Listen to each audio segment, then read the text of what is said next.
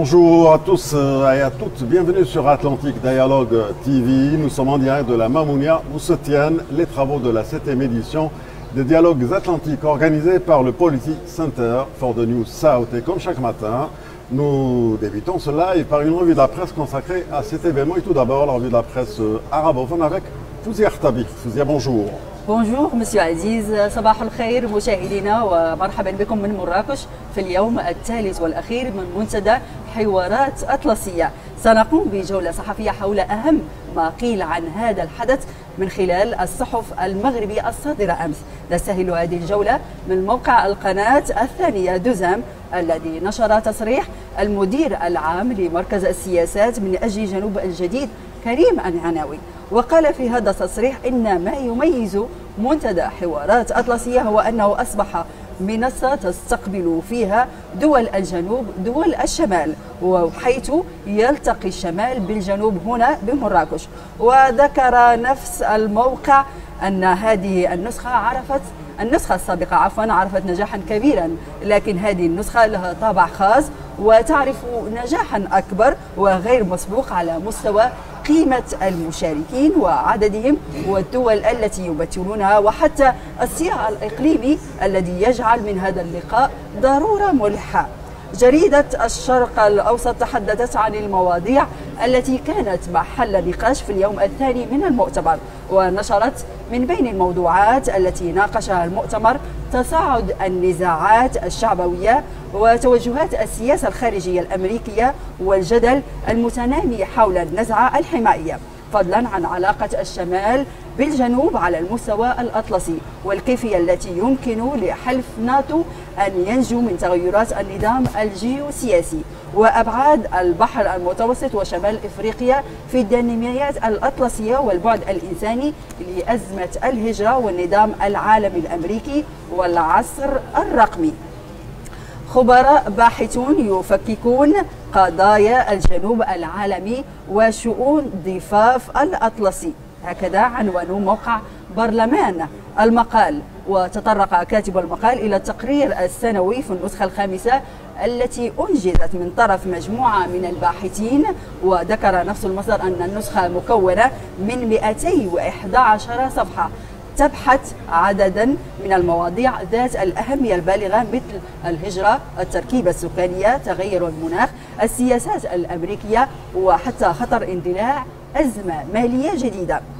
إشادة دولية من مراكش بمقاربة المغرب في مجال الهجرة، هكذا كتب موقع الزنقة 20، وأضاف أن كاتبة الدولة لدى وزيرة الشؤون الخارجية والتعاون الدولي مونيا بوستة أبرزت البعد الإنساني والمندمج والتضامني للمقاربة المغربية في مجال الهجرة والقائمة على احترام الحقوق الأساسية للمهاجرين، التي أشارت خلال جلسة تفاعلية حول موضوع البعد الإنساني لأزمة الهجرة، إلا أن المغرب تبنى منذ 2013 سياسة وطنية للهجرة تشجع الهجرة الشرعية والمنتظمة وتخلق الظروف الملائمة التي تتيح صيانة حقوق وكرامة المهاجرين، كما قالت وزيرة الشؤون الخارجية والتعاون الدولي مونيا بوستة.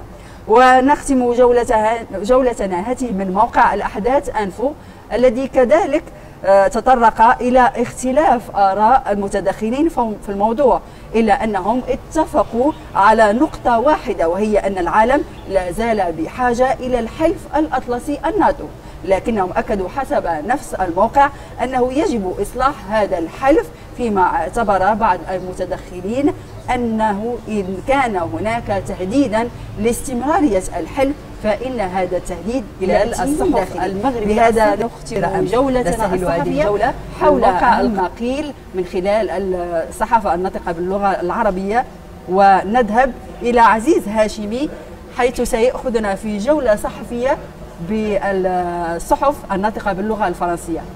Merci Fouzia. On commence avec ce titre de Yabil Hadi, Dialogue Atlantique, Karim Laïnaoui et les défis du Policy Center for the New South. Rencontré en marge de la 7e édition des Atlantic Dialogues du Policy Center for the New South, organisé à Marrakech depuis le 13 jusqu'à aujourd'hui.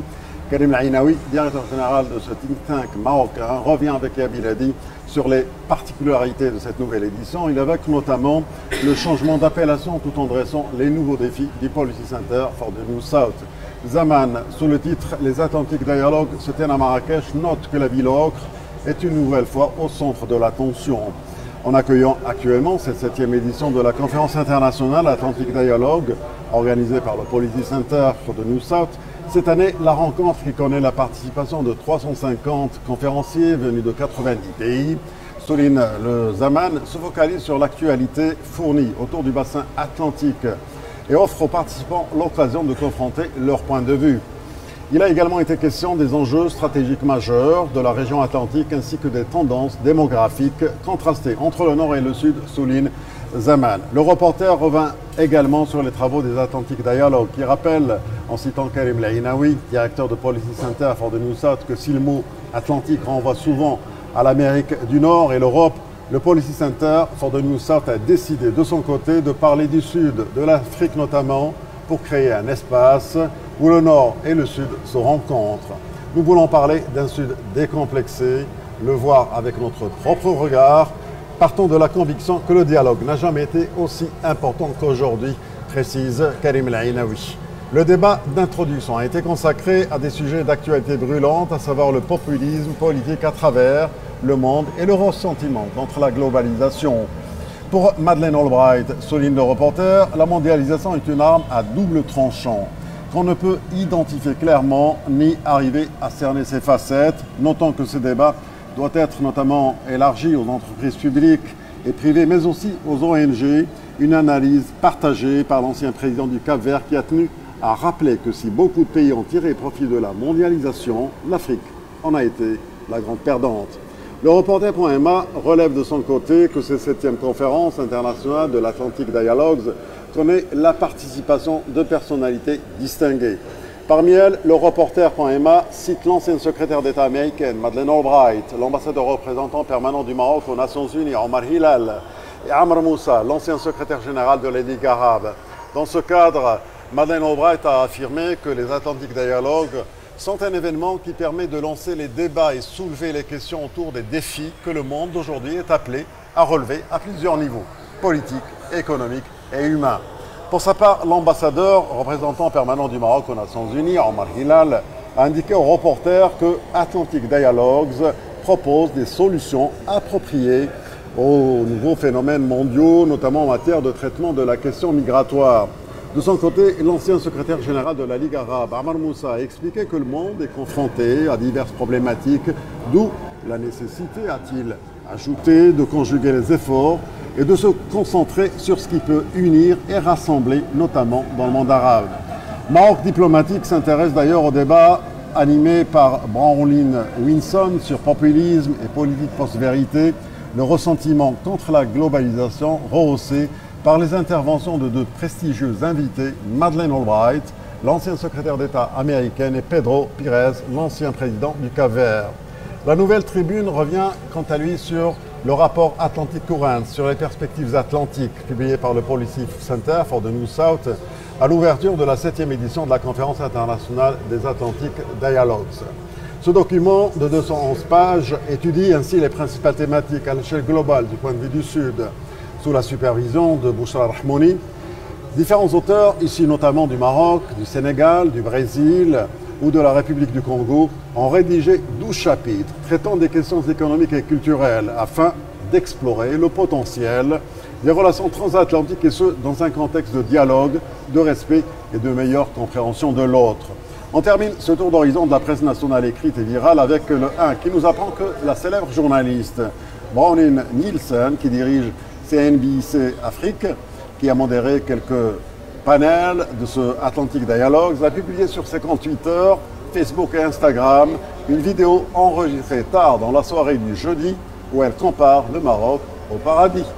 Après avoir achevé la modération de la discussion avec Madeleine Albright et Pedro Pires, ainsi que d'un panel qui suivra sur le populisme, Bronwyn Nielsen va publier une seconde vidéo, un teaser, sur son interview de l'ancienne secrétaire d'État américaine, conclut le 1. Voilà donc pour cette revue de presse nationale arabophones et francophones consacrés à ce grand événement qui se tient ici à Marrakech, la conférence internationale sur l'Atlantic Dialogue organisée par le Policy Center for the New South. On revient dans un instant avec notre invité parce qu'on a parlé ce matin justement des changements climatiques, du financement des changements climatiques avec Andreas Kramer. Il est le fondateur et le directeur émérite de l'Institut écologique qui se trouve à Berlin. Restez avec nous.